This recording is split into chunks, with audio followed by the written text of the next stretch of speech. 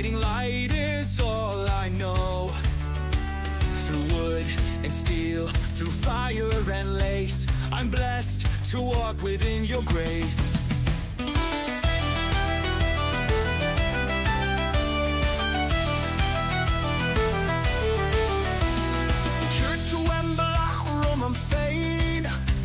Is to a throid arcane. You laid the path before me, you guided every step. Raise the hammer, string the bow, her gift is all I need to know. Through toil and trial, through heart and hand, her grace builds up this mighty land. Is the grass the dead time it's sore?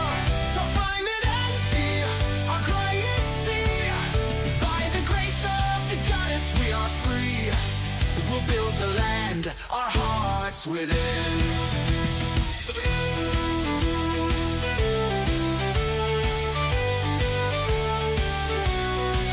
From dawn till dusk, I work, I strive. With your blessing, I'll survive. The loom, the forge, the sword, the grain in your name, I rise again.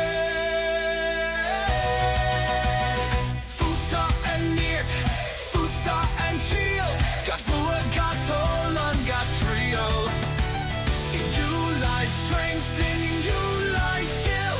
Each victory, each talent, each trial.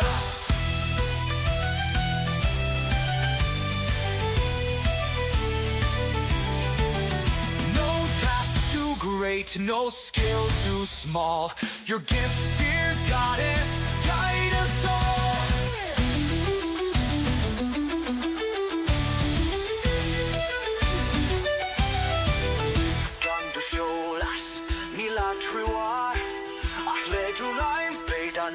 Into force.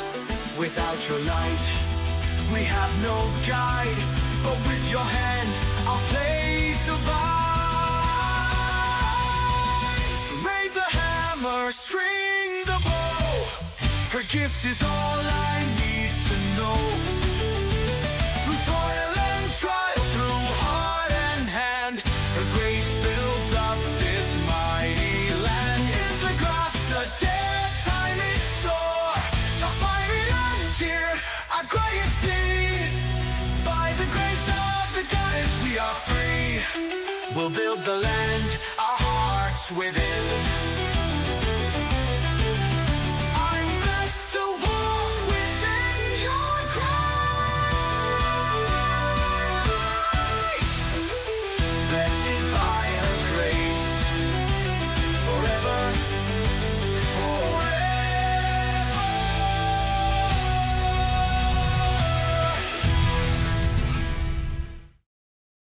Hello, welcome back to another episode of Backstage. I'm your host, Daniel, and today we are going to figure out a little bit about our setup. Hopefully nothing has changed. Well, if you've been with us for the past few episodes, you know we've traveled a long road. From ancient philosophers and philosophies like Stoicism and Confucianism to modern thinkers like Nietzsche and Foucault and bell books, and even indigenous wisdom, all in search of what feedback really means for personal growth, leadership, and humanity. So far, we've uncovered how feedback can both be a tool for liberation and a mechanism for control. And we've seen how it shapes our character, builds community, and sometimes traps us in the conformity of the real world, unfortunately, if we're not careful. Now the question is, what does this all look like in real life? We've discussed this. We see it in real life. But let's have some notable stories that might provide some insight. So we'll bring it down to earth with vivid, practical stories. And you also hear about the Benjamin Franklin's Feedback Club, the teacher who changed a student's life, how feedback loops work in marriages, and why radical honesty can make or break a workplace. And for all my fellow gamers, get ready because we're diving into guilds, leadership, and wild feedback culture of online games. And by the end of this episode, we'll see how these loops play out all around you, and you'll leave hopefully with some real takeaways for your own life. Let's bring theory to life and see feedback in action. So in this section, we'll explore how feedback loops shape people in personal development, professional growth, and gaming communities. Each sphere offers vivid examples of the mirror effect. We've been talking about the mirror effect in the last couple of episodes. Some inspiring cautionary tales, and some inspiring tales and some cautionary tales. And we'll also we'll examine these cases so we can better understand how to apply the feedback in our lives and maybe what pitfalls to avoid. As always, we begin the game at the clan site, and it looks like my clan, and one individual in particular, has been busy. We have come up with a quasi floor plan of the granite limestone building. And what I mean by quasi is we're coming up with the concept. We have a good idea generally how we communicate it in our heads, what it should look like. And it's basically granite and lime, which are two new materials. We crafted a basement-like area in which we're going to put all of the, I think it's brewing's going in here. And we used the terrain to our advantage, and we created these archway pathways. That was pretty cool. So we're using the game. There's Aiden. He's the builder. That is a limestone structure there. So limestone up here, granite down below it for now. Granite is the floor. Limestone is going to be the walls. And as you can see, he is portioning off these type of windows, and I like that in the back.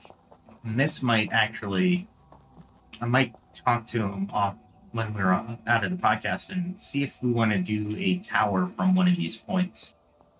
And I think we have enough room for a tower. Yeah, Aiden's plot and my plot merge, but we could possibly put a tower here. And it's out of the way enough for the building to continue to be put back into the back. And we're thinking about 3 floors above the basement. So it's going to be interesting how we're going to craft this and see how we can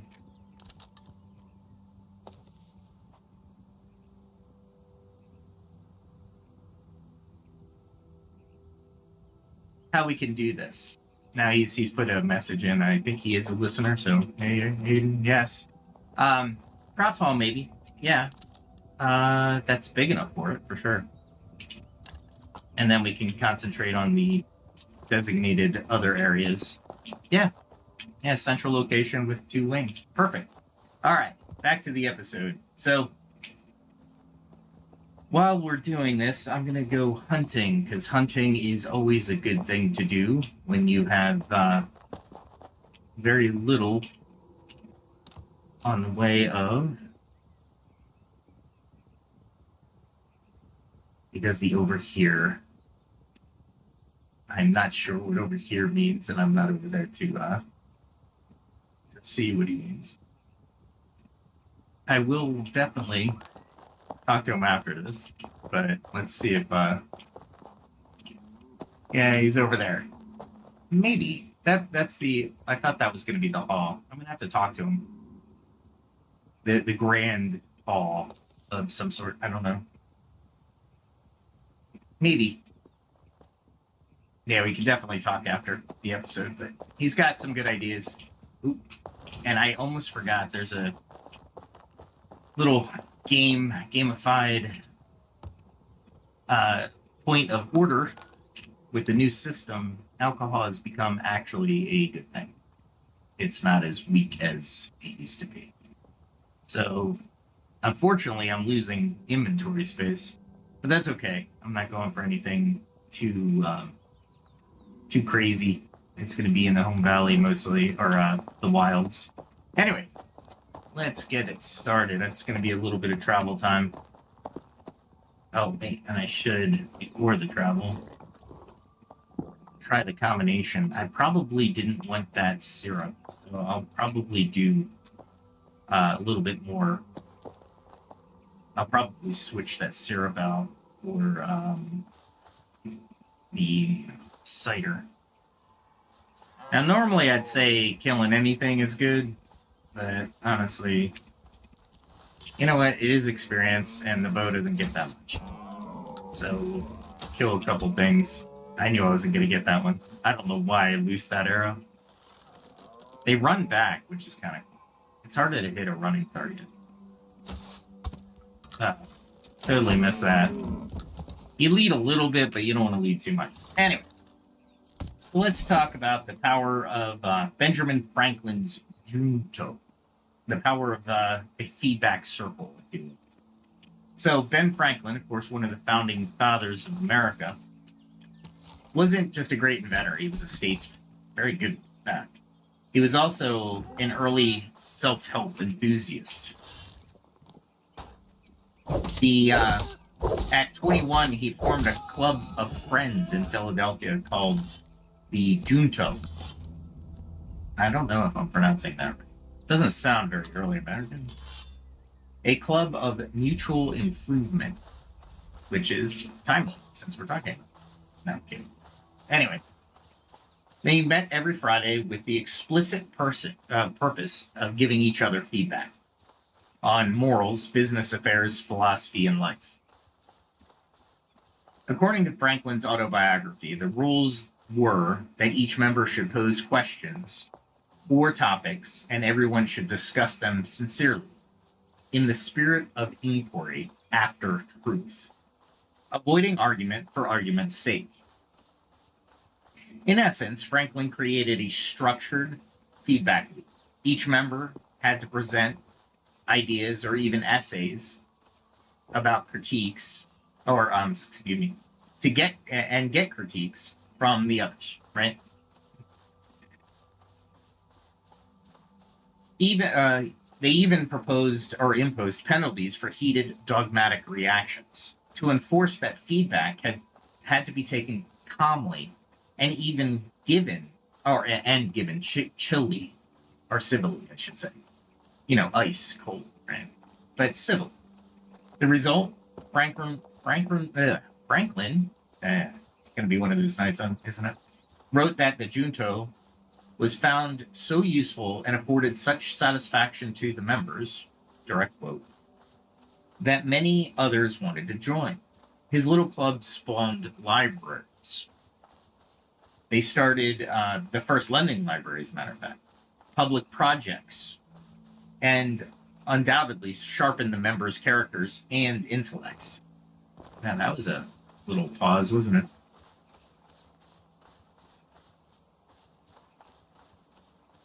It's a great example of the deliberate practice through feedback. Franklin credited much of his success to these dialogues, where his ideas were challenged and refined by his peers. The Junto illustrates that personal growth accelerates when you surround yourself with people who will push you, question you, and, very importantly, support you. It's a model that has been replicated in various forms. Today, we might call them the mastermind groups or accountability groups. The key lessons to seek out a diverse group of trusted individuals, set norms for honest and respectful feedback, and meet regularly. By making feedback a routine, you normalize it. It becomes what you do, and not something to be afraid of. And indeed, Franklin lived by a list of personal virtues, like frugality, sincerity, etc., that he tracked daily, effectively giving him feedback on whether he lived up to them.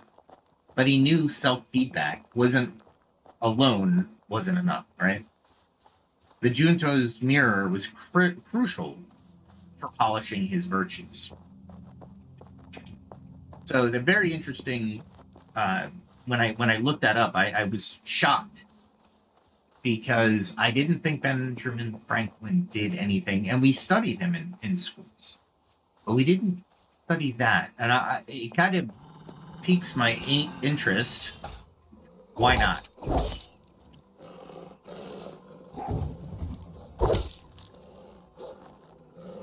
He's gonna charge. Yep. That's all right. There we go. Oh, man. There we go.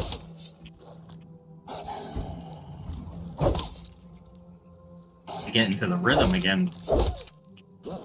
I didn't back up soon enough. That's fine. What I'm trying to get is the timing for Q. And it... Whoa. Yeah, what the heck? I'm not timing this at all. There we go. And then we do this. Because that experience goes right to the bow. It does not go to the sword at all. And I just remembered I should have sharpened my swords and stuff. I'm surprised that I got attacked by that. That's okay. Not a big deal. If you're running through the forest like this, normally you don't get attacked like that, but he's there usually. But I don't know why he didn't attack. I was playing all day. He did this for some impact. Let's go to case 2. All right. The transformative teacher. So let's get it a little bit more anecdotal. Many of us have had a memory of a particular mentor, coach, or teacher who gave us difficult feedback that really proved transformative. Consider a high school student who was coasting by, easy, right? On easy A's. Always praised as smart. Then she meets a new teacher in writing class. Oh, where am I going? There's a little alcove here that you should be able to, or a ledge you should be able to run on. I did that again today. Earlier today, I was like, what the heck am I swimming for? Luckily, I had enough stamina, but it was just like, gee whiz. What I'm really looking for is the stamina regen for the, that's what I'm testing tonight, is the stamina regen on the alcohol. Which isn't too bad. It's faster than what it normally is, which is one of the biggest points that I was looking for. I'm trying to get more alcohol because it seems like alcohol has this stamina regen. I don't know why, but sure, why not? All right, let's see where we're going. This is all experience, but I know there's a lot of animals that can attack you at once. So you gotta be careful. Because even though I am fairly powerful, I'm still level in the first tier. If more than one animal comes at me, it's gonna be a fight. Wow, it seems clear today. That scares me. There's somebody else around. Yeah. Maybe somebody was here earlier. Because I don't see anything.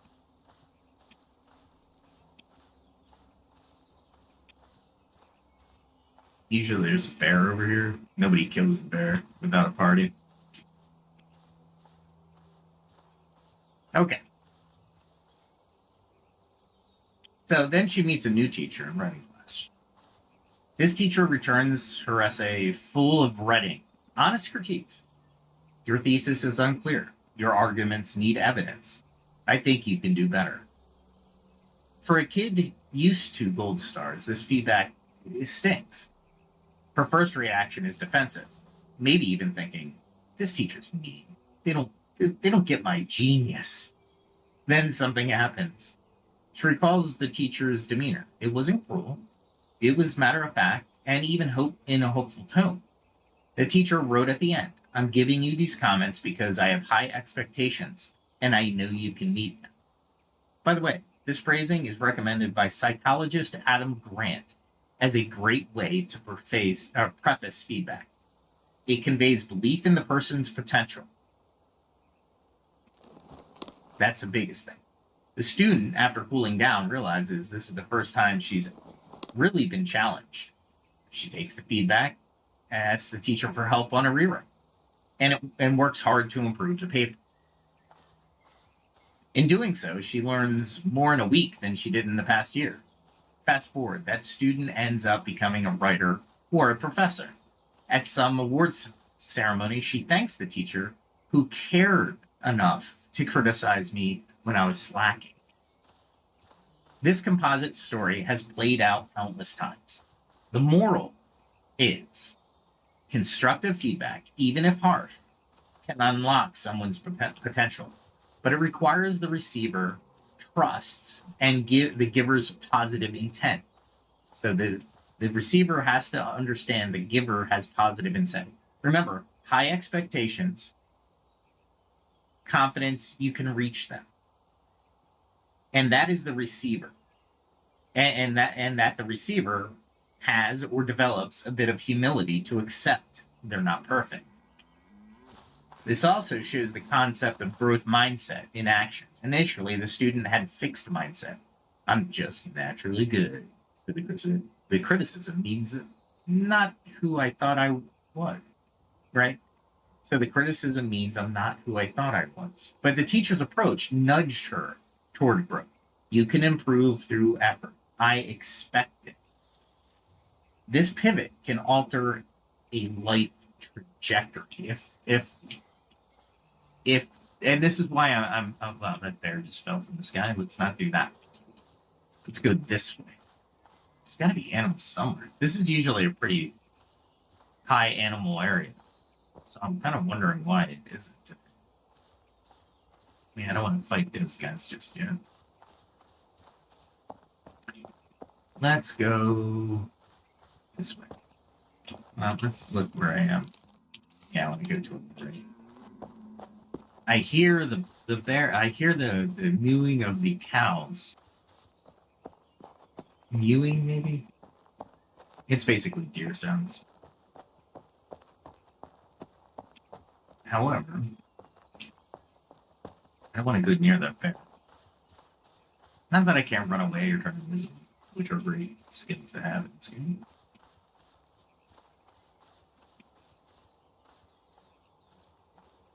Yeah. Oh man, I'm at a bridge. This might not have been the best place to go up. I don't know the hunting ground as much as I wanted to. I should be like killing creatures left and right. It should not be. See, this is a little pale. That's a gray bear movement. A little pale that reaches down into the forest. The environments aren't wholly lines on a map. They definitely converge. All right, so let's see if we can get these guys. I don't think I can get that guy until he comes back. So, ooh, is there another one over there? Usually there are two. There he is. See if I can, there we go. Let's see if I can follow this guy without triggering the bear that's behind me. Steel skinning knife, something else, I love it. It's 100 points for a deer, 100 experience points per deer for skinning. So I just have to mass kill. Before we get to the next anecdote or story, let me do this one. I'll let him do that. There we go.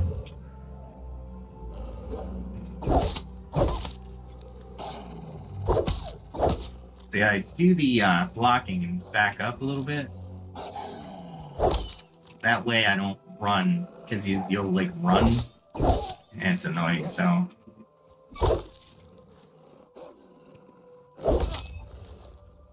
I didn't have any power stored up. I didn't want to do that. That's fine. I wanted to get more.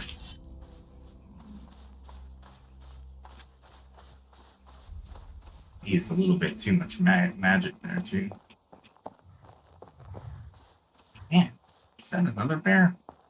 Let's go this way. Go up into the pail this way. Oh, we encounter some creatures. I didn't bring the right axe or a pickaxe that we break on granite soon, but I might need to get some more granite anyway. The terrain, they need to work on the terrain a little bit.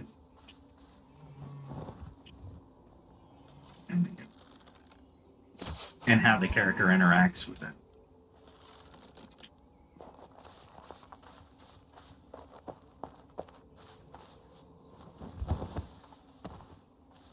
Is that a... Oh, it's just a rock formation. Look kind of weird. I'll take it. Now we're going into the pail. Alright. So let's talk about personal relationships. Like the marriage feedback. On a more intimate front, consider how feedback loops operate in marriage or close partnerships. There's a phenomenon in long-term relationships where couples can get into either virtuous cycles or virtuous cycles of feedback. So subtle difference there. So virtual cycles or virtual cycles of feedback. I'm reading my notes and I knew there were two. They were so close. Oh, vicious cycles. Excuse me. Vicious cycles of feedback. I'm not reading my notes. So virtuous cycles or vicious cycles of feedback. So John Gottman, a researcher on marriage, noted that successful couples typically have a high ratio of positive to negative interactions, like 5-to-1. But also that they don't avoid conflict. Rather, they give feedback gently and accept influence from the other. For example, one partner might tell the other, I feel upset, but when you don't listen, I feel upset when you don't listen to me after, which is immediate feedback about the impact of the other's behavior. How the second partner responds is crucial at this point. If they defensively say, you're always nagging, this is a negative feedback.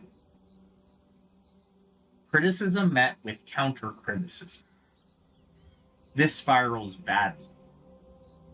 But if they say, I'm sorry, I have been really distracted. Let me put down my phone or hear you out. They've accepted the feedback and adjusted. Over years, these small feedback moments shape each partner's behavior and even personality. Some might become more patient or communicative, thanks to a spouse who continuously but lovingly highlights those issues. I know a couple where a husband was terribly shy and conflict averse, and his wife was very outspoken. Early in their marriage, he'd shut down whenever she gave him feedback, and she'd get louder thinking he didn't hear her. It escalated. In therapy, they learned to understand each other's feedback styles. She learned to soften her approach, more affirmations, then critique, instead of all critique. And he learned to voice his feelings rather than retreat. Over time, the husband became more confident in expressing himself, a character growth he attributes to his wife's insistence that he be more empathetic, be more a full participant in the relationship. And the wife tempered her style, becoming more patient and empathetic, growth she attributes to her husband's feedback by withdrawing, which signaled her to her that she was causing unintended hurt. Now, decades in, they've found a stable, positive loop. He speaks up more, she listens more. They reinforce each other's better qualities. This example shows how that feedback in relationships isn't always verbal or formal. Sometimes it's in our reactions, or lack thereof. But if we tune in, our loved ones are always giving us cues about how we're affecting them. Relationships thrive when both people treat those cues as valuable feedback rather than threats. And when positive feedback flows, hey, I appreciate how you handled that problem today. It creates a powerful upward spiral of mutual appreciation. On the flip side, a quick cautionary tale. A person who grows up with only negative, abusive feedback, that is, constantly told they are worthless, may internalize that voice and struggle with self esteem for years. Breaking that loop often requires a new source of feedback, perhaps a mentor or a friend who constantly offers encouragement and reframing of the person's narrative. Many personal transformations involve someone finally seeing themselves through a kinder mirror. For instance, a troubled teen who's always been labeled a bad kid might meet a coach who says, I see a leader in you. That single piece of positive feedback can start a new loop. The kid tries to live up to it. The coach reinforces the progress, and the identity begins to shift from bad to capable. It underscores that feedback can literally alter identity for good or ill, especially in the formative years. All right, let me, before we go on to the next one, I am going to hopefully find a combat. Where are we? All right, so I need to, man, let's go straight. Ooh. What did I do? What did I do? Get the buffs ready. Oh, that's a gray bear. I'm not going to be able to take a gray bear. Not yet. I got to find the pattern. I think I can. I think there's a pattern to this one. And if I do find it, I'll be able to solo gray bear.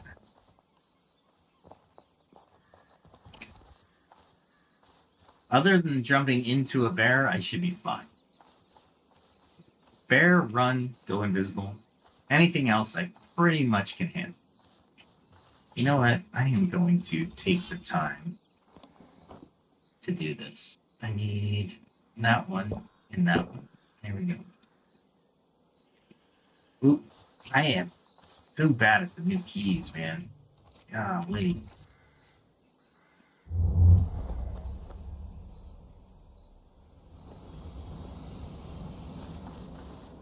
We need granite bad. Okay. So how about the corporate feedback culture, right? Professional growth, right? That's what we're talking about. Radical candor at work. In the business world, one famous case is Bridgewater Associates, the investment firm led by Ray Dalio. Dalio implemented a culture of what he calls radical truth and radical transparency. At Bridgewater, employees routinely rate each other's performance in meetings via an app, even rating the CEO in real time. Meetings are often recorded for anyone in the company to review. This extreme feedback culture is designed to strip away the ego and emotion and treat feedback as data for improvement. Dalio credits this with Bridgewater's success. Employees say it can be jarring, but also liberating to always know where you stand. For example, if you make a bad decision, you might get 10 candid feedback messages from colleagues analyzing what went wrong. No whispers behind your back. It's all out in the open. One employee described it like, quote, a constant mirror held up to you at work, unquote. This has clear benefits. Mistakes are corrected quickly, and high performers get recognized based on merit, not politics. However, it's not for everyone. Some have left finding the pressure and constant critique too much. The mirror was maybe too unforgiving or not polished with enough empathy. The lesson here is that a well-intentioned radical feedback environment can drive rapid growth and performance, but it must be coupled with support. Remember that first thing I said this morning. I don't know if that guy can see me.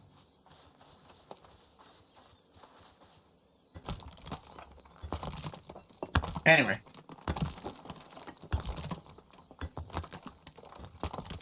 So Bridgewater tries to support by emphasizing that the feedback is about improving outcomes and decision making, not personal attacks. And by encouraging people to be evidence-based in critiques, they basically operationalized what many companies only talk about: having difficult conversations and learning from each other without politicking.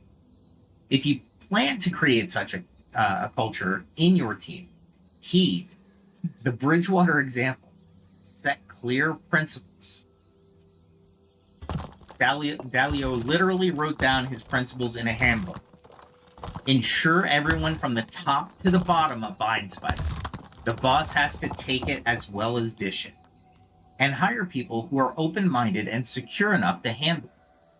And as Dalio himself noted, radical transparency works only if people truly believe it's in service to a larger mission and mutual success. If it's seen as a way to humiliate or control, it backfires. Oh boy, I just realized I am dying here. It's 189, so even with this combination, I get stamina faster, I just don't have a lot of it. Alright. Yeah, support is a big thing, guys. You can't just... And one way I could just see to implement it, right away, is if in this case, I would say, okay, all my interviewers need to critique the interviewee at the point of the interview. Like at the end of the interview, what they did well, what they didn't do so well, and see how they actually respond to the critique. Because that will, if you're bringing them into the fold of your company, that really puts the feedback as a, what do we call it? As the feedback as a primary virtue, if you will. Then, or a belief. It's better a belief than a virtue. It's not a virtue. Well, truthfulness is a virtue. But anyway, my point is, then at that point, if they can't take the feedback, then don't hire them. No matter how good they are, right? Because they're not going to, they might excel at your company, but they might not be, they might leave because they just, their psyche isn't prepared for the type of feedback loop that you're providing.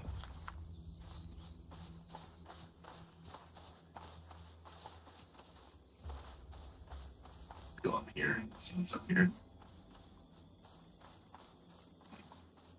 We should be able to see each other.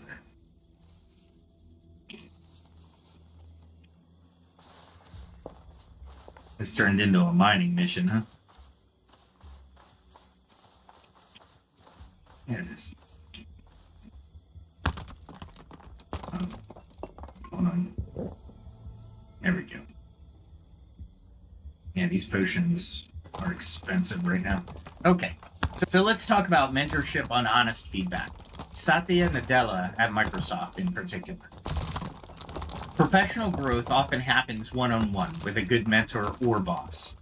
So we're gonna, Satya Nadella, CEO of Microsoft, is who we're focusing on. When he took the helm in 2014, Microsoft's culture was notorious for infighting and a know-it-all attitude. Nadella, influenced by Carol Dweck's work, sought to instill a growth mindset culture. He gave feedback to the whole company that they needed to move from know-it-alls to learn-it-alls. One symbolic story, early in his tenure, some of Nadella's own feedback misfired. In one incident, he made a controversial comment suggesting women shouldn't ask for raises, but trust the system. The backlash was immediate. Instead of getting defensive, Nadella listened to the criticism. Feedback from the employees and the public, admitted he was wrong, and used it as a personal learning moment to educate himself on gender or just the way he says about pay issues. He publicly thanked the people who pointed out his error and encouraged that the kind of honesty, he wants that kind of honesty moving forward. This set a tone. If the CEO can make feedback take feedback humbly and grow, everyone can. Over time, Microsoft employees started describing the culture as more collaborative and open. Managers were trained to give better coaching, not just performance ratings. One manager described how he learned to ask his team for feedback on his leadership, which was unheard of before.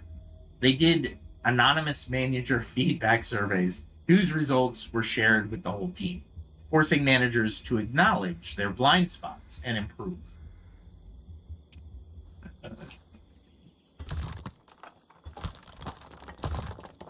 Microsoft's turnaround, becoming one of the most valuable companies, is attributed in part to this cultural shift toward continuous learning and feedback. A key point: leaders who model receiving feedback well create safety for others to do the same. A mentee is more likely to heed a mentor's tough feedback if they see the mentor also reflect on the feedback they get. Nadella also emphasizes empathy, which in practice meant managers had to learn to deliver feedback not just truthfully, but kindly. Performance reviews shifted to a more focus on how results were achieved, teamworking, learning, not just the what. This discouraged the old cutthroat feedback. Your numbers are down, shade up. It doesn't tell anybody anything. Right? I hate when people just do it better. What do I need to do better? Can you describe it? Get good. Yeah. To never coach like that. So you have to be more nuanced. Coaching like, your expertise is great, but I've observed the team in meetings, you often dominate, and you don't let others contribute. How can we work on that? One employee said that the turning point was when her manager told her in a one-on-one, I noticed you haven't been speaking up in strategy meetings. I want you to know your insights are valuable. What can we do to help you feel more comfortable in sharing? That feedback not only pointed out the behavior staying quiet, but also expressed a support to change it. It activated a positive loop. The employees started preparing comments before the meetings. The managers occasionally prompted her in the meetings. Hey, I think Jenna had a point to add here. And soon she became an active voice in the room. The following review cycle, her collaboration and visibility were praised, reinforcing her growth. This story shows that feedback at work isn't about pointing out mistakes. It's about drawing out potential. Good managers give encouraging feedback. Do more of this, I know you can. As much as corrective feedback. All right, let's see where I am. I don't map out granite nodes because they're everywhere over here. Where I should start mapping out is the freaking monsters. That looked like a node, didn't it? That is a forest. So if I'm doing a forest and going through, I need a different weapon. There's 2 boars. I think I can take 2 boars. Yeah, let's do it. Maybe. Yeah. You know what? I'll just go for it. Let's do it. They're gonna hurt.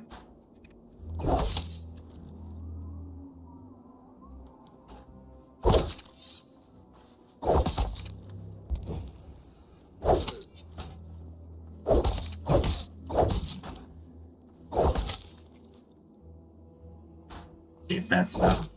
That was only 91. There we go.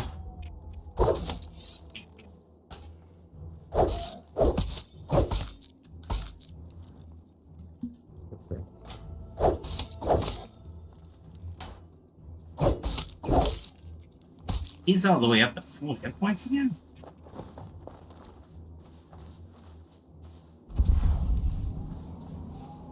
That was weird.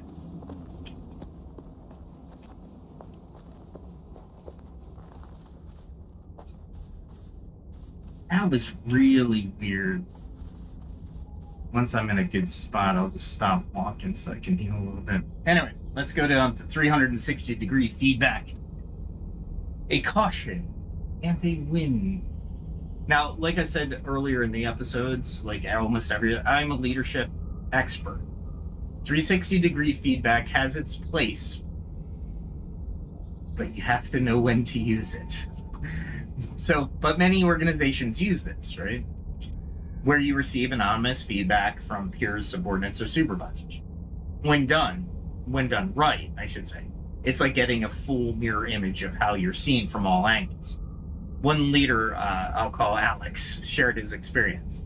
For the first time Alex did a 360, he was shocked. He rated himself highly in communication and empathy. The feedback from his team said otherwise. Comments like, Alex often shuts down ideas without listening. Sometimes I feel intimidated to speak up around him. And he doesn't realize when his words come off as condescending. Alex admitted his first reaction was denial and anger. They just don't understand the pressure I'm under, he thought. But the report kept gnawing at him. Remember negativity bias. Those negative comments loomed large. He sought advice from a coach who reframed it. This is a gift. How often do you get to know what people really think and have a chance to change it? Alex took it to heart. He called in a meeting, shared some of the feedback with his team openly, and said, I realize I've been doing some things that make it hard for you to contribute. I'm sorry. I'm going to work on listening better. Please keep me honest. If I slip, just signal. The team was a bit stunned, in a good way. Over the next months, Alex practiced. In meetings, he spoke last instead of first. He said, thank you for your idea, instead of immediately saying, no, here's why it won't work. It wasn't overnight,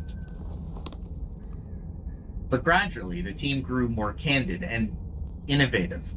Because the boss isn't shutting them down, in the next 360, Alex scores on communication and openness were way up. People wrote, Alex has improved a lot in making us feel heard. This is a success story, but for every Alex, there's perhaps a counterpart who gets a 360, feels insulted, and dismisses it entirely. I recall another manager who, after a poor 360, literally said, well, clearly this team doesn't appreciate a strong leader. If they can't handle me, that's their problem. Shortly after, a couple of his top people quit, their own form of feedback by voting with their feet, and the manager's refusal to accept the mirror cost him and the company talent.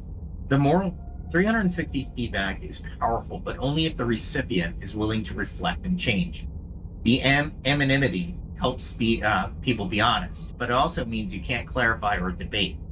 You have to sit with it. Organizations have learned to accompany 360s with coaching for that reason. An example of Alex shows the best practice. Acknowledge the feedback to your people, involve them in solutions, and show progress. All right. Where are we? We are out of food. I thought that combination would give me more stamina, but it doesn't seem to be. Maybe I'll put it as syrup next. And was I crazy, or did that boar have max hit points and I hit him a lot?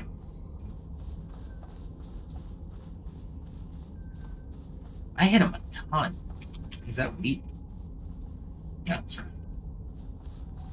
Wheat, I'll take. Rye, I do need, but I still have some in my infinite storage. I gotta watch where the camps are. Alright, so I just came from a camp. Let's go this way and see what's up here. Oh, granite. Nice. We'll take it.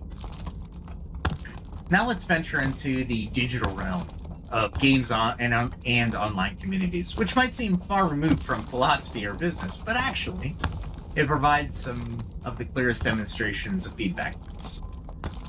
Think of a game like WoW, World of Warcraft, or Final Fantasy XIV, where players form guilds and tackle difficult raids or missions.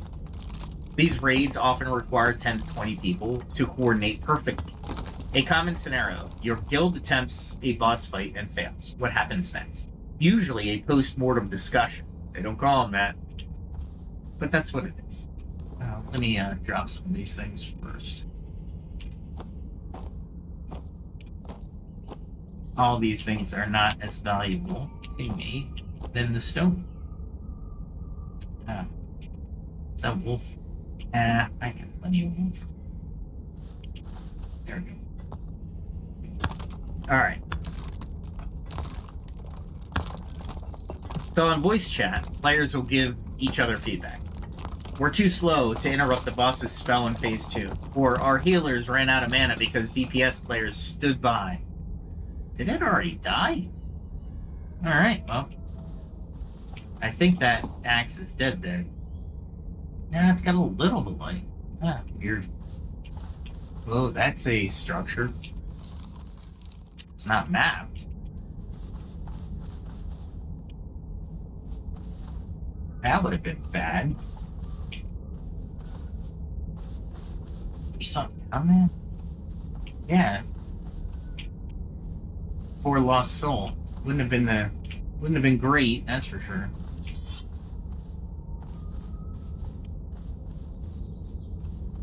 I can look for some Beyblade while I'm here.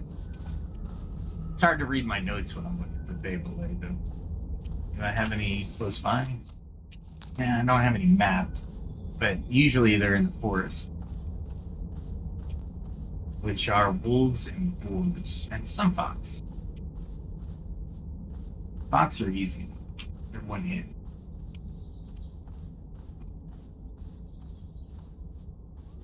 There's 2 dire wolves. 1 or 2. If it's 1, I can take it.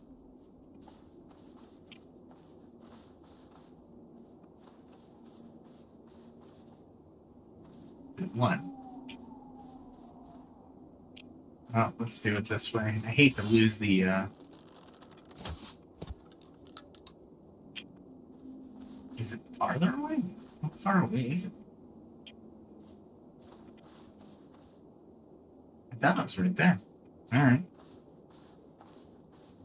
Go this way.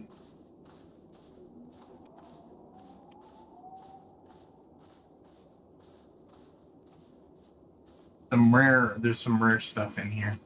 We'll take a moment before we get into the actual discussion.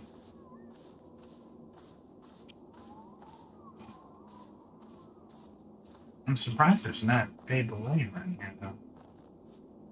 It's an important high-level ingredient. That's a bear. Where is the bear? There's a boar. I hear him. There he is. He's over there. Is this apples? I'll take apples, too. Is it some here?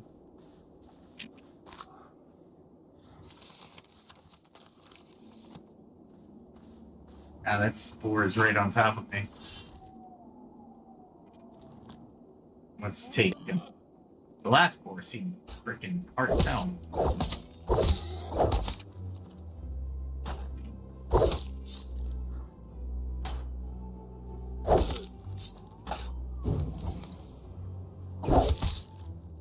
Yeah. That's annoying. Mistimed it twice. That's a feedback loop. You gotta get good.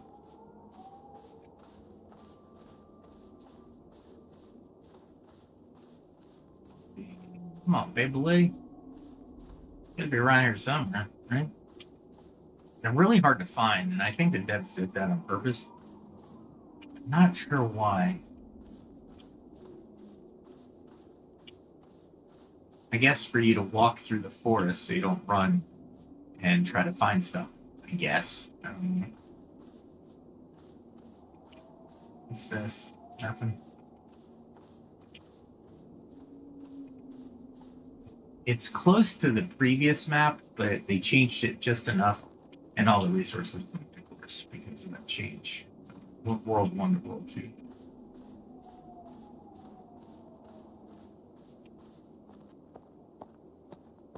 There's some death caps. They're great for alchemy, not so good if you're going to eat them. The Vapolays usually sit by the trunk of trees, which is kind of cool. That you can usually find them in a consistent place.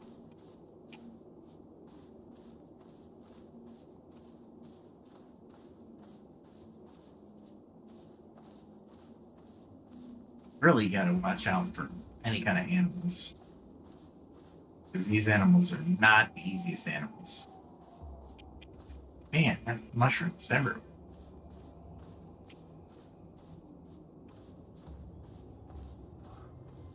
That's the bear.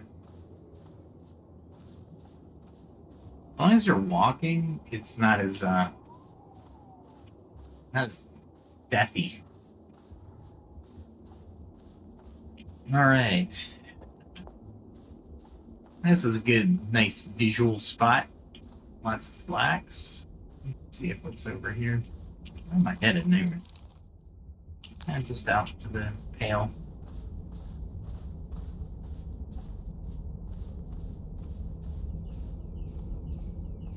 There we go. Stay right here for just now. Let's look around. Alright, cool. Alright. So basically you start your post-mortem, right? And you're just going through what went right and what went wrong, essentially. What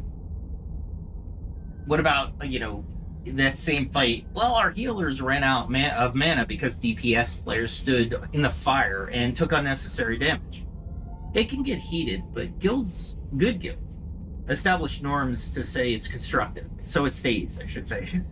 They could say it's constructive all day long, doesn't mean it is. But you have to establish that norm to stay constructive.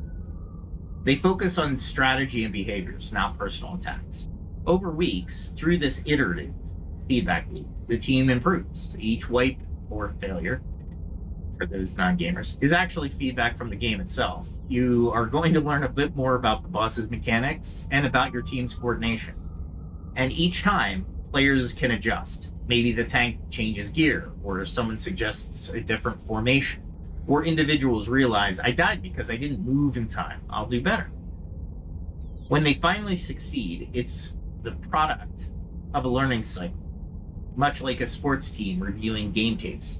This process doesn't just defeat a boss, it shapes the players. It might develop better communication skills, call outs on the voice chat, like boss is about to AoE, shields up, right? Or they might learn leadership. One or two naturally organize the discussion, right? And they can certainly learn resilience. Not to give up up at the first failure, but treat it as information.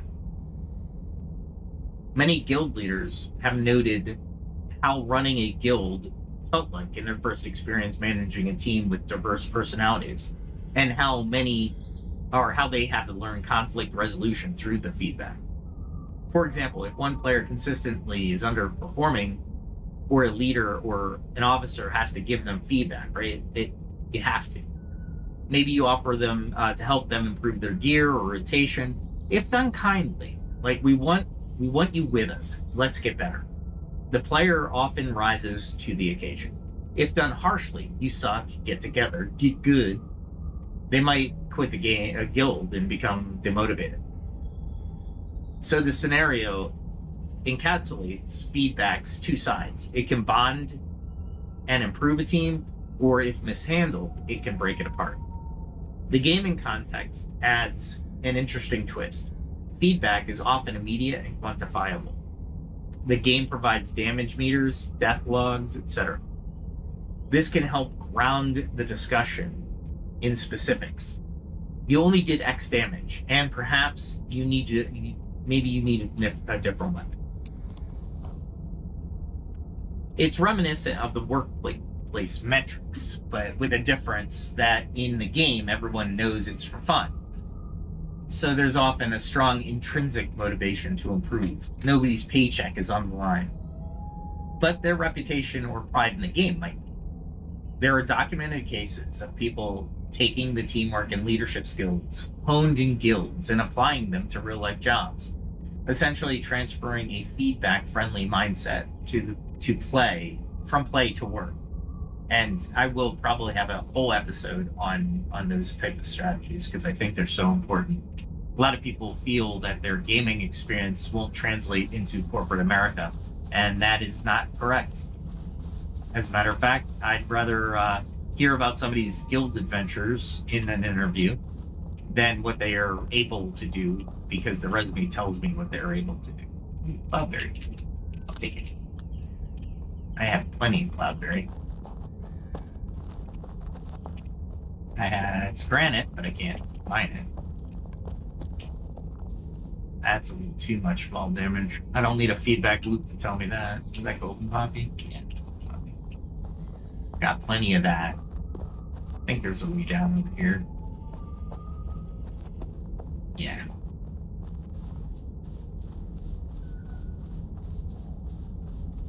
Basically, you're really... You know what I haven't done here, and I'm going to do? We're going to run a test before we get into toxic versus supporting gaming communities. What is this? What kind of tree? It's a beech sap. Yeah. I have those down in the south. Old twisted awful. Just gives me sap. That's another one. Yeah. I'm looking for different trees for resin because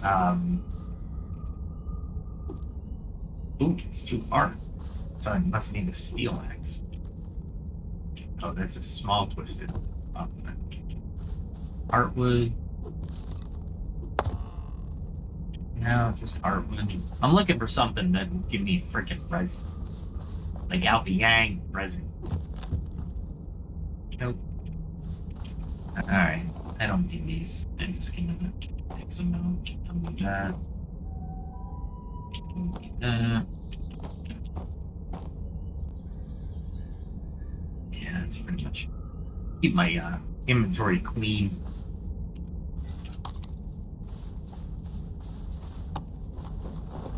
So what's over here? Where am I? I think this used to be an old gully. It used to have a bear in it, but it used to have some really good resources. And it's a safe travel point. Is that the sun in the distance? It might be.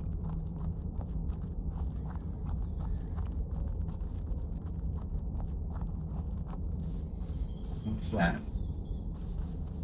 High mallow. You don't need high mallow. I did a lot of mining for high mallow in the other game because I didn't know any better. That's a bear.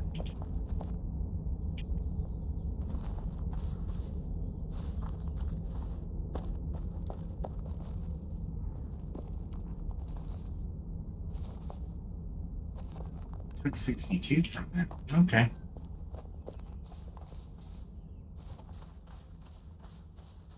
Hey, shoot! Oh, forgive me.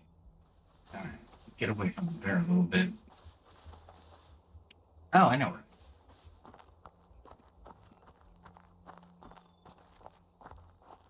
And I can still do that trick. Cool. I used to come around this area all the time. This is basically just and I ran out of everything. Ooh. That one's syrup and alcohol. What does that give me? 175. Oh, that sucks. So that's not a good combo. All right, let's look at the. Was that the sun? Yeah. That. Oh no, it was the moon. Okay. Let's talk a little bit, really quick, about toxic versus supporting gaming communities. Not all gaming communities are roses and sunshine. I think all of us can agree with that. But we must address the reality of toxic feedback in some online games. For example, in competitive games like League of Legends or Overwatch, some players have notoriously bad habit of flaming or insulting teammates who make mistakes. You noob! Uninstall the game. This is it's actually not bad. This is sadly a mild version of the vitriol that can occur. This is feedback too, but it's destructive feedback. It usually triggers a defensive or equally toxic response. Soon the team collapses. Studies have actually shown that teams with one toxic member consistently perform worse, not just because of that member's attitude, but because it spreads and distracts everyone. Game companies have tried to combat this by feedback mechanisms of their own, player rating systems, reporting systems, even AI that detects uncouth speech in chat and issues bans. What's interesting is how some players respond to the toxic feedback loops. By leaving general chats or using the mute button to shut down or out negativity, essentially choosing to ignore the feedback from bad sources, a skill we all sometimes need. Others seek out only pre-made teams with friends to avoid random toxic players. This is like curating your feedback environment, akin to choosing a workplace with a good culture or friends who are positive. On the flip side, supportive gaming communities also exist. Many online forums or Discord groups for games emphasize a culture of helping newbies. For instance, the MMO Final Fantasy XIV is famous for having a newbie-friendly community. Instead of flaming, veterans often patiently explain mechanics to newcomers after a failed attempt. They might say, hey, no worries, this boss is tough. The trick is when he raises his sword, you have to hide behind the rock. We'll get it next time. That kind of feedback not only helps the new player improve skills, but also builds a sense of time, or a sense of belonging. They're likely to stay in the game and maybe one day pay it forward to other new players or newbies.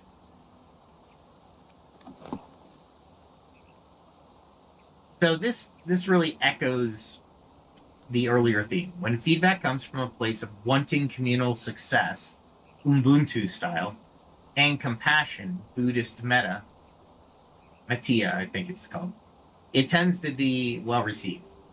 When it comes from ego or anger, it backfires.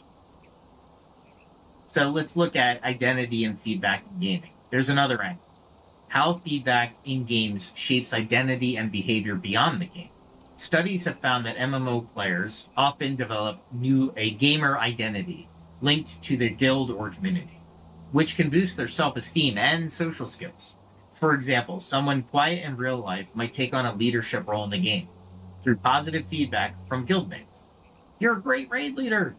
They gain confidence, and that carries over.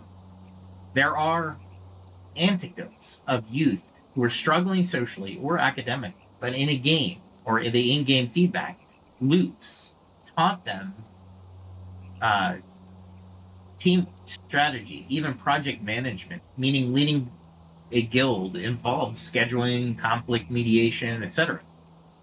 Then they realize, hey, I have these skills. I can use these outside the game. On the contrary, someone who faces harassment in the gaming community might withdraw more or develop a negative self-talk. The mirror in virtual worlds can affect the real self significantly, especially if online, as the line between online and offline identity blurs for many. A concrete example: there was a player on EVE Online, a complex space economy game. That's a sum up that does not justify that game. Who mentioned in a blog how the game's ruthless environment, scams, betrayals, are all allowed in game. Gave him thicker skin and entrepreneurial thinking that he later applied to a startup. The constant feedback of failures in EVE Online, losing ships, getting cheated, taught him to analyze what went wrong without taking it personally. A resilience that proved invaluable in business and where deals fall through and you can't just rage quit. It's an example of tough love, feedback, environment forging character. But Eve also notoriously drives some players away because it's so harsh. So again, it's all about fit and mindset. Yeah, I could go on and on and on for Eve. I had to do a short little thing there. We'll get into gamification feedback, but just a little added note to that case is the fact that what I don't want people to forget is the games are real life. People say, "Oh, they're just games," but do we play them? We ourselves have the perception of playing them. Oh, really? I didn't think I could. We'll just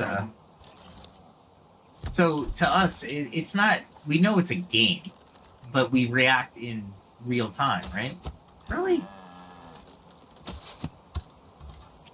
Oh, that guy's gonna just. I'm gonna hunt him down just because now. Where are you? There you are. He didn't keep running. Fine. Oh my god.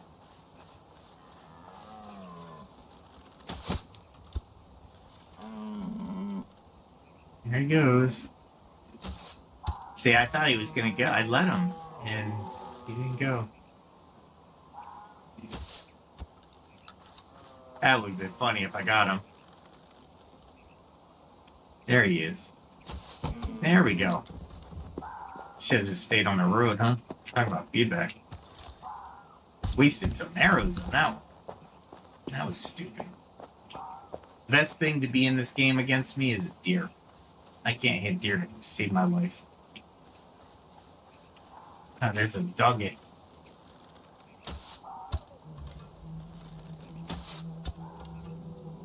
Missed him? Unbelievable.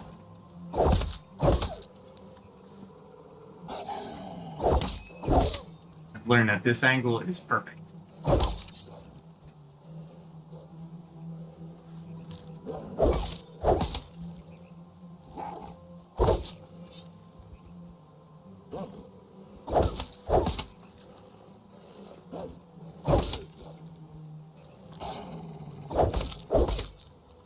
I guard the back, and then there we go.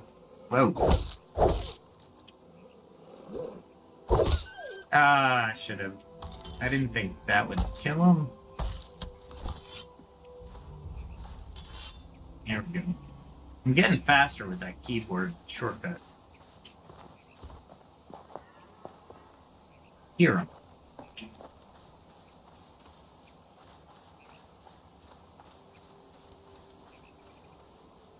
See what else I can glean from here.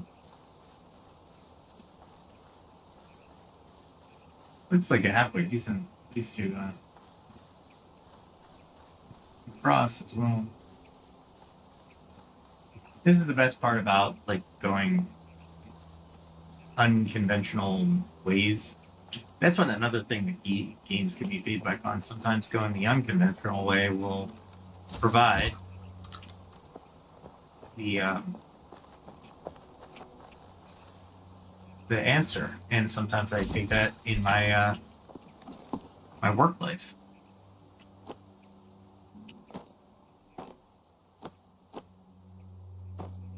Man, so many animal parts.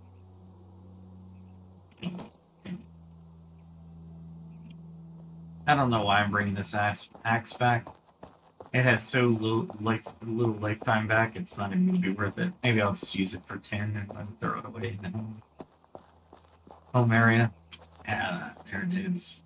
Someday I will go venture off to that high dungeon. I think they're Zebians. So let's talk about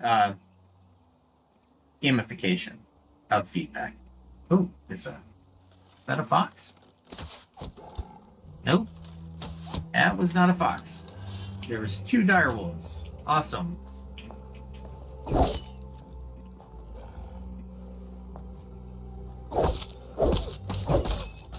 Ah, crap.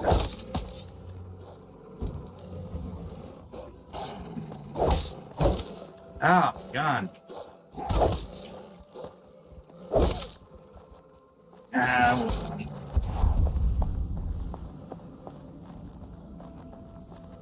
I didn't realize there was two.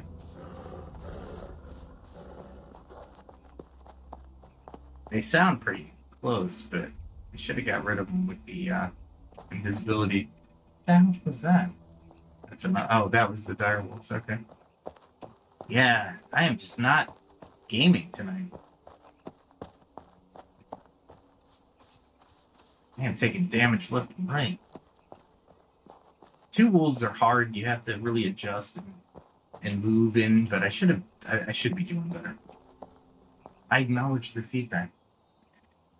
So interestingly, the concept of gamification of workplaces, like giving points or badges for completing tasks, is basically bringing the game feedback loops into real life to motivate employees or learners.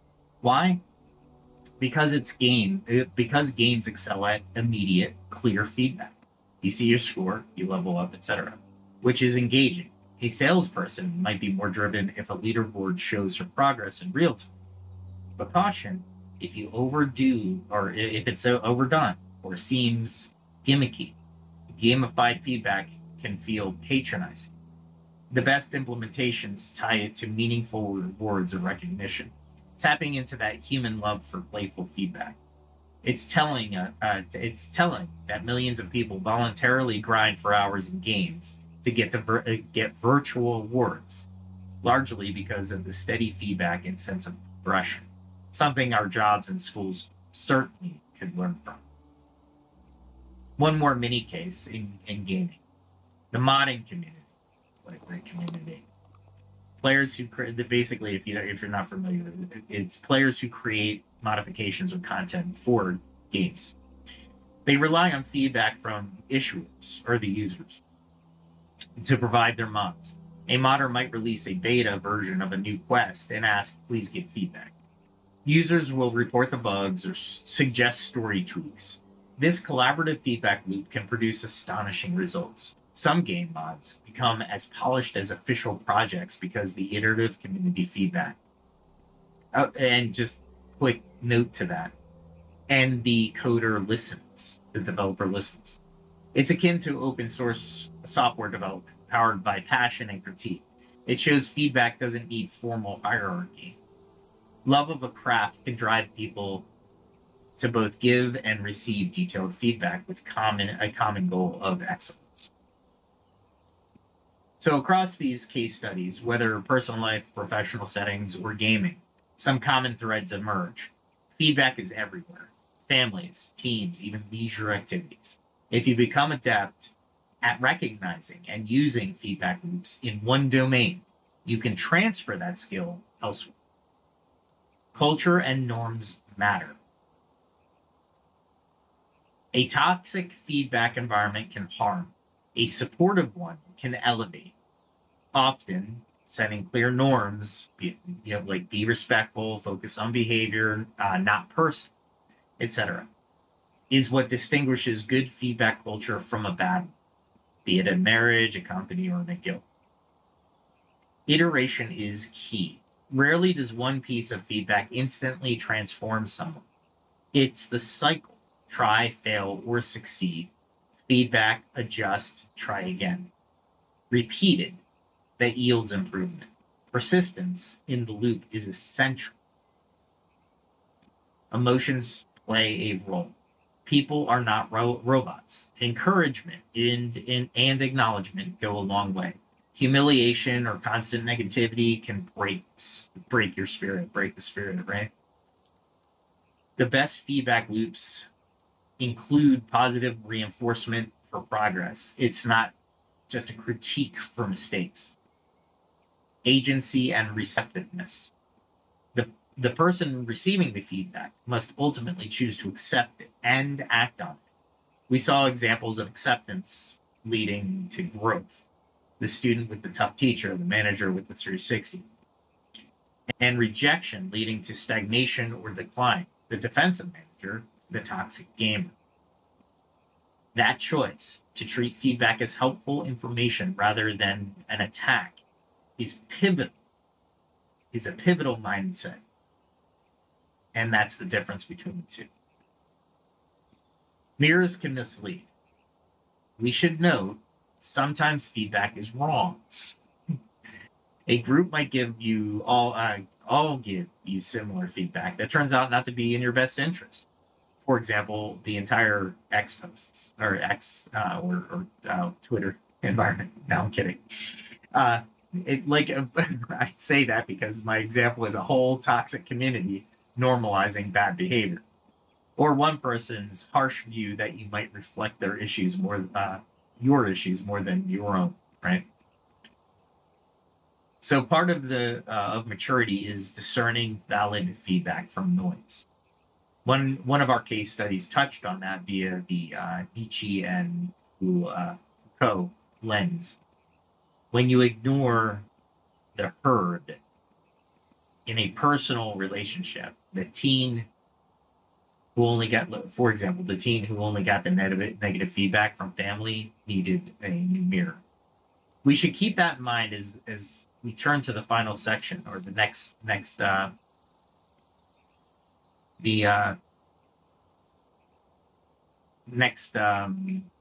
podcast tomorrow. I'll probably do it tomorrow. We'll leave it for tomorrow, I should say. Basically, we'll ask, how do we minimize the value of good feedback and shield against the bad? Or not minimize, maximize. We've seen what feedback can do. Now let's talk about how to do it well in daily life.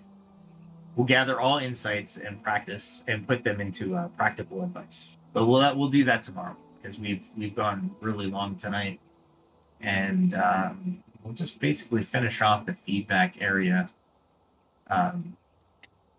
in episode 157. So this one took a little bit of time, but I think it was important to have those examples.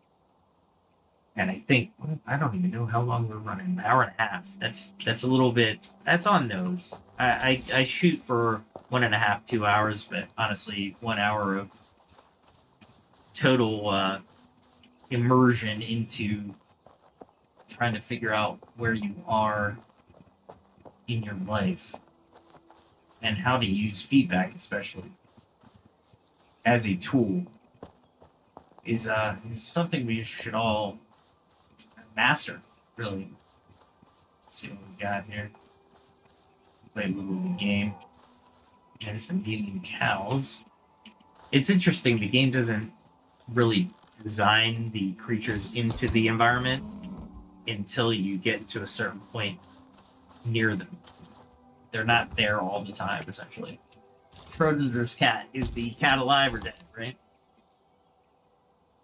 I think quantum physics also has it postulates. Anyway, basically it goes something like this. If we're not looking at it, does it exist? Well, in games, it literally doesn't exist. Like, everything behind my character doesn't exist. Now it exists because I'm looking at it. Why? Because the game will not build existence or reality that you're in until you're looking. It saves memory, it saves energy, it saves a lot of different things in coding. There's no reason to have the back of the... Wow, he didn't move. I'll do it. I'll take it. Let's see if we can get this guy. Wow, I'm getting really good with the bow. Whoa, not the gray bear. Did he cat? Nope. Okay. Yeah, that's not good. That's a gray bear. The way I've been playing tonight, I am not going to take a gray bear. There's no reason to even attempt it, because I am really bad tonight at combat for some reason. Very slow. But anyway, check out my channel at YouTube. There's a couple different lists that you can gather some entertainment, I hope. One of them is Legion Echo. That's my music channel. And what else do I do? I do, well, PAX Day, Search for Steel has an extensive list right now. I think I'm up to 157. So that's pretty cool. all different topics, all different philosophical, logical topics. Even in the earlier episodes, I went through how to reason and use logic in arguments and such, and what's logic versus emotional arguments. I did a lot. I probably will revisit that because I think I can do better.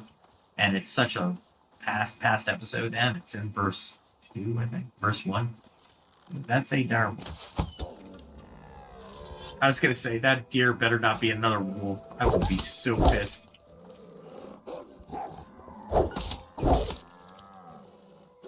Hopefully a bear doesn't show up. Oh, really? Ah. How'd he get me? That was pretty far back. Holy shit, this guy is not in the pattern. Weird.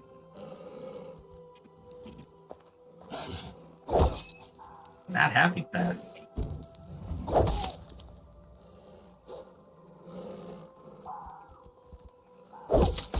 Oh my god. Did they fix the pattern? Not happy.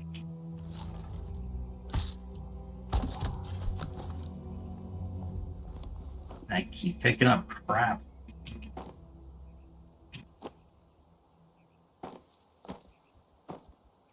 Let's see, don't need this, don't need this. Everything else I can do.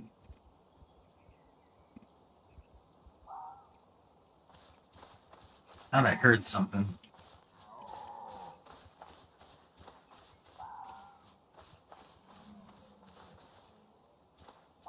Reeds are. I really wish you could kind of sneak by things because of the reeds and stuff.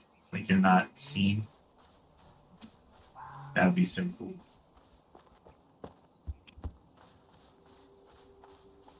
Oh, the shadow looked like a. Oh, it was a fox. I'll take it.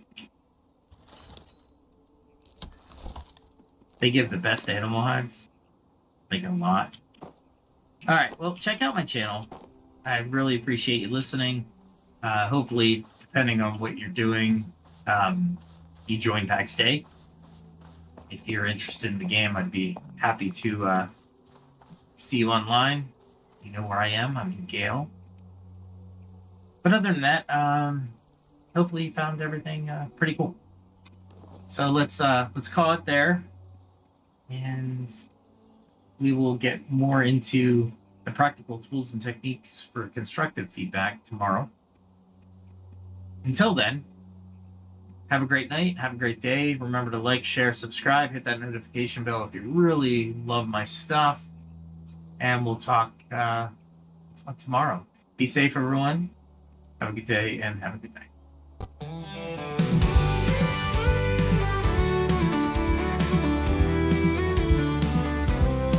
With every step, a lesson learned.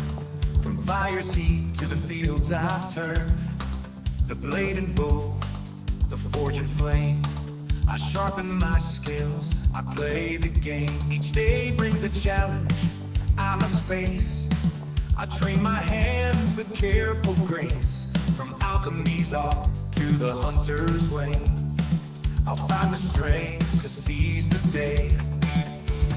Carve my path, I walk the line in the shadow of the ancient sign. Through trial and toil, I'll find my way, learning more with each passing day. The skill of survival, the will to thrive in a world where the strong survive. I'll face the night, I'll take the chance. I'm ready to fight, to learn to dance. For every strike and every fall, I'm building my strength, I'm standing tall. In the heart of the wild and the calm of the night, I gather my skills, I'm ready to fight.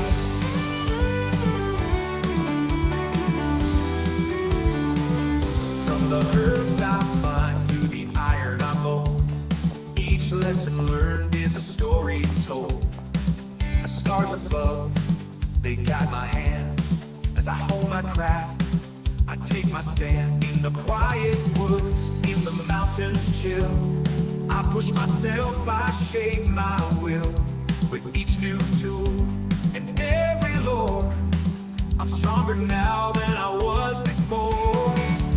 I carve my path, I walk the line in the shadow of the ancient sign. Through trial and toil, I'll find my way, learning more with each passing day. The skill of survival, the will to thrive in a world where the strong survive. I face the night, I'll take the chance. I'm ready to fight, to learn to dance. For every strike and every fall, I'm building my strength, I'm standing tall. In the heart of the wild and the calm of the night, I gather my skills, I'm ready to fight.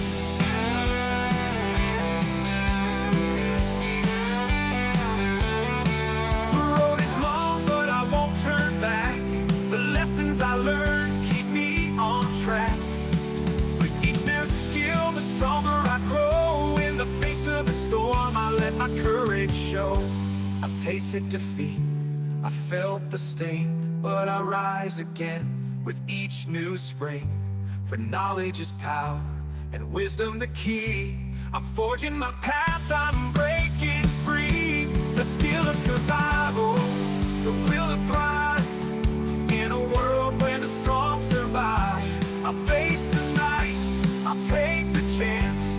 I'm ready to fight, to learn to dance. For every strike and every fall, I'm building my strength, I'm standing tall. In the heart of the wild and the calm of the night, I gather my skills, I'm ready to fight.